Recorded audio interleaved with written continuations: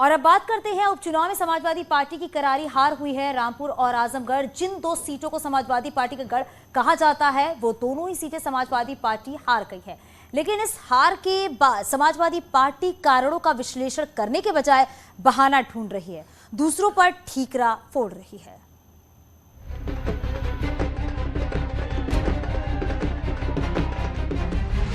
आजमगढ़ क्यों हिला, क्यों ढहा आजम का किला और समाजवाद के गढ़ में बीजेपी का कमल खिला?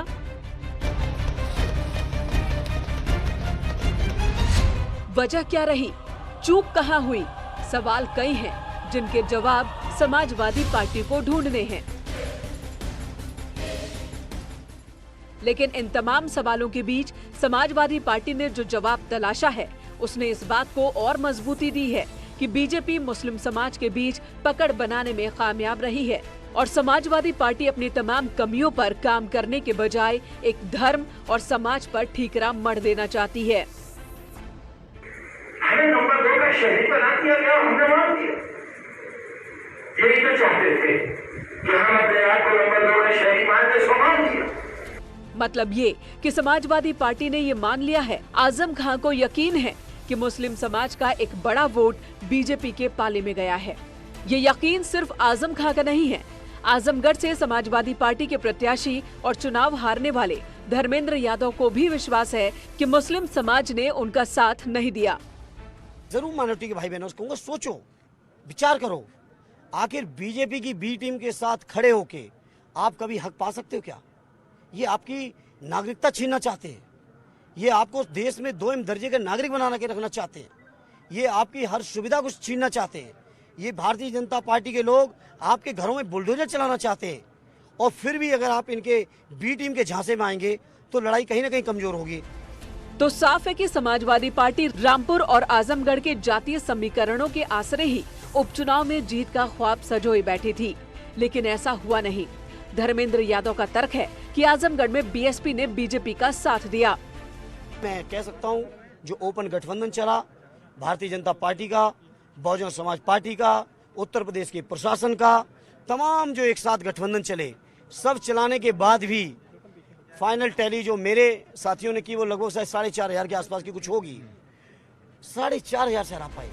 लेकिन सवाल है कि रामपुर में तो बीएसपी चुनाव ही नहीं लड़ रही थी, तो फिर क्यों समाजवादी पार्टी चुनाव हार गई? समाजवादी पार्टी का आरोप है कि चुनाव में लोगों को जबरन वोट डालने से रोका गया। आरोप और भी हैं। 600 की पोलिंग और 4 वोट, 1200 की पोलिंग और 9 वोट, इसे चुनाव कहेंगे? आपको मुबारक, ये आपकी जीत को हार में बदला गया है, लेकिन आपको मुबारक जो भी है। कुल मिलाकर समाजवादी पार्टी ये मानने को तैयार नहीं कि चुनाव में उनकी ओर से कोई कमी रह गई। समाजवादी पार्टी की माने तो अगर कमी थी तो प्रशासन की ओर से, कमी थी तो मुसलमानों की ओर से। Bureau report, news 18।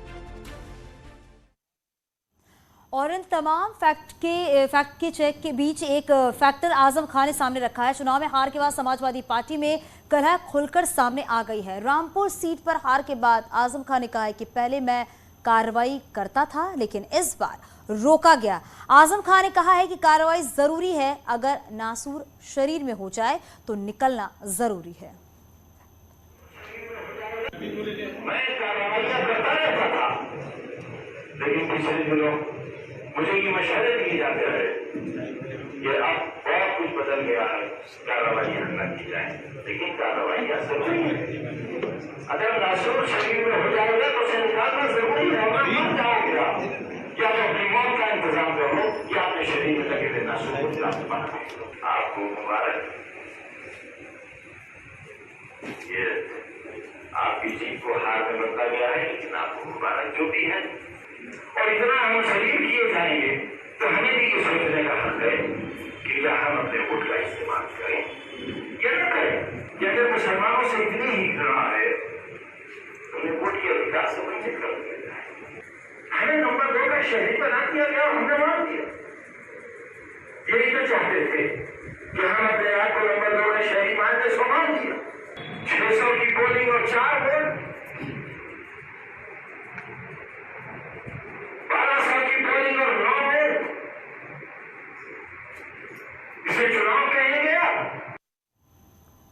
और अब रामपुर का समीकरण भी समझिए। यहाँ 2014 में बीजेपी को 37% वोट मिला और बीजेपी ने जीत दर्ज की थी। 2019 में 42% वोट मिला था, हालांकि बीजेपी चुनाव हार गई थी।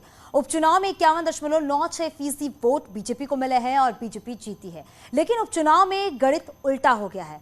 पार्टी को 6% का नुकसान हुआ है और समाजवादी पार्टी को उपचुनाव में 46% वोट मिले हैं, जिस पर अब आजम खां मुस्लिम राग आलाप रहे हैं। मुसलमानों से इतनी ही घृणा है, उन्हें वोट के अधिकार से वंचित कर दिया जाए। ऐसा पहली बार नहीं है जब आजम खां ने मुस्लिम राग अलापा है, लेकिन रामपुर चुनाव में हार के बाद आजम खां जो कह रहे हैं उसके कई मायने हैं।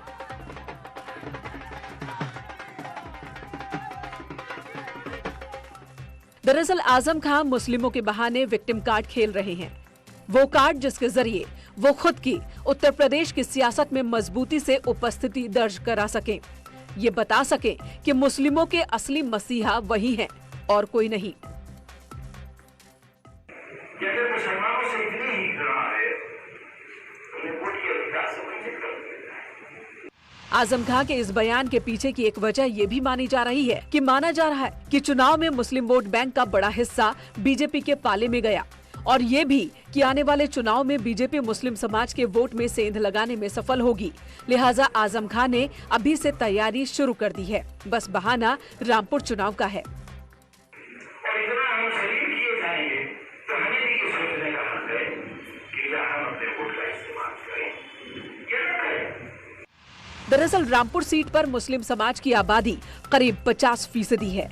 ऐसे में इस सीट पर बीजेपी के लिए जीत काफी मुश्किल मानी जाती है और अब जबकि बीजेपी जीत चुकी है तो निष्पक्षता पर सवाल उठ रहे हैं। 3 कॉन्स्टिट्यूंसियों को टारगेट बना के, मुस्लिम बहुल्य क्षेत्रों को टारगेट बना के, लोगों को जहां 600 वोट वहां 4 वोट पड़े, यहाँ 500 वोट 9 वोट पड़े। इतने लोग कोई उदासीन थोड़ी है वोट डालने के लिए कि सब वोटिंग डालेंगे। हालांकि इन तमाम आरोपों से बीजेपी का इनकार है। उत्तर प्रदेश सरकार में मंत्री बलदेव सिंह औलख का तर्क है, समाजवादी पार्टी का आरोप निराधार है। देखिए, जहां तक उनका सवाल है आसिम रजा का, आप आखिर तक अपना यहां पर बैठे, चार्ट लें और सारे जितने भी राउंड हैं उनकी फिगर लेके जाएं। ये कहना गलत है। देखिए, कभी चुनाव के बारे में ये कहना उनके लिए ठीक नहीं है। ईमानदारी से वोटिंग हुई और ईमानदारी से आज काउंटिंग हुई। कुल मिलाकर रामपुर सीट पर जीत से बीजेपी जश्न में डूबी है तो ये समय समाजवादी पार्टी के लिए विचार का समय है। आखिर गलती कहां हुई, लेकिन समाजवादी पार्टी मुस्लिमों के बहाने राजनीति को हवा दे रही है। Bureau report, news 18। लेकिन एक सवाल लगातार उठ रहा है कि आखिर पूरे चुनाव से अखिलेश यादव दूरी बनाकर क्यों रखी? क्या अखिलेश यादव से दूरी बनाने से जनता समाजवादी पार्टी से दूर हो गई? ये सवाल जब धर्मेंद्र यादव से किया गया तो उन्होंने कहा कि ऐसा नहीं है, अखिलेश यादव जो कर सकते थे उन्होंने किया। क्या राष्ट्रीय जी आते तो और बेहतर होता? ऑलरेडी राष्ट्रीय अध्यक्ष जी के बारे में उनको धन्यवाद दूंगा इस मौके पर। जो वो कर सकते थे उन्होंने बेहतर से बेहतर चुनाव प्रबंधन से लेके चुनाव की गति देने के लिए उन्होंने किया है और मैं समझता हूं इससे ज्यादा पार्टी प्रेसिडेंट के पास समय भी नहीं हो सकता, ना उम्मीद करनी चाहिए।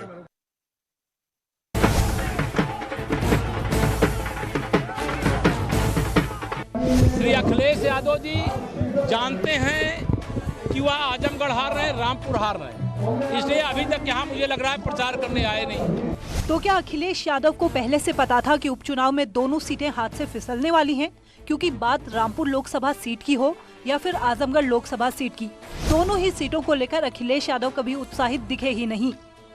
पहले प्रत्याशी के ऐलान में देरी, फिर चुनाव प्रचार से दूरी। अगर देखा जाए तो उपचुनाव के ऐलान के बाद से ही अखिलेश यादव ने कोई रुचि नहीं दिखाई। रामपुर सीट पर प्रत्याशी का ऐलान तक अखिलेश यादव ने नहीं किया। रामपुर सीट पर प्रत्याशी का ऐलान आजम खान ने किया।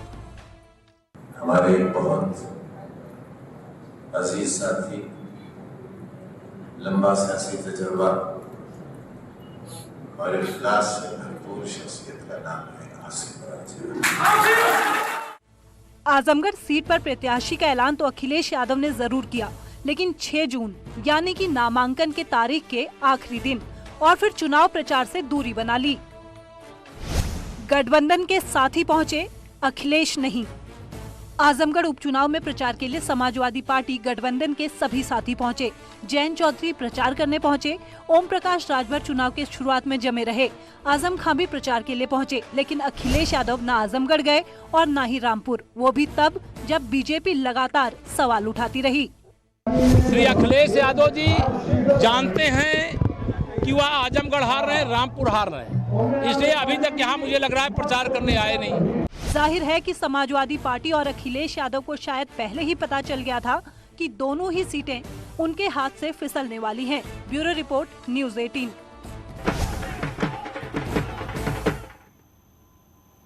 आजमगढ़ और रामपुर में एसपी की हार पर शिवपाल यादव ने क्या कहा, ये भी आपको सुनाते हैं। वैसे तो देखिए, जो जनता ने जनादेश दिया है तो उसको सबको स्वीकार करना चाहिए। अब स्वीकार करें सब लोग।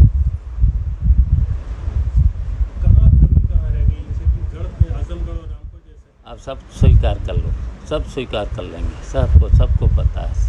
चलिए ठीक। आपके अनुभव का भी फायदा नहीं उठाया गया, आपको भी नहीं बुलाया गया, अखिलेश भी नहीं पहुंचे गया, इसलिए से हारेंगे चुनाव। इस पर मुझे कोई कमेंट नहीं करना, किसी पे नहीं करना है। अब देख ही रहे थे, हम तो शांत थे चुनाव।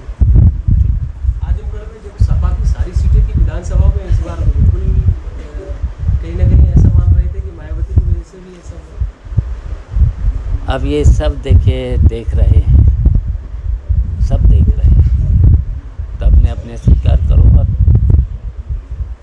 नतीजा बहुत कम वोटों से हारा है, आरोप है कहीं ना कहीं गड़बड़ की संभावना है। अब सबको पता है सबको, और हार जीत को सब स्वीकार करें।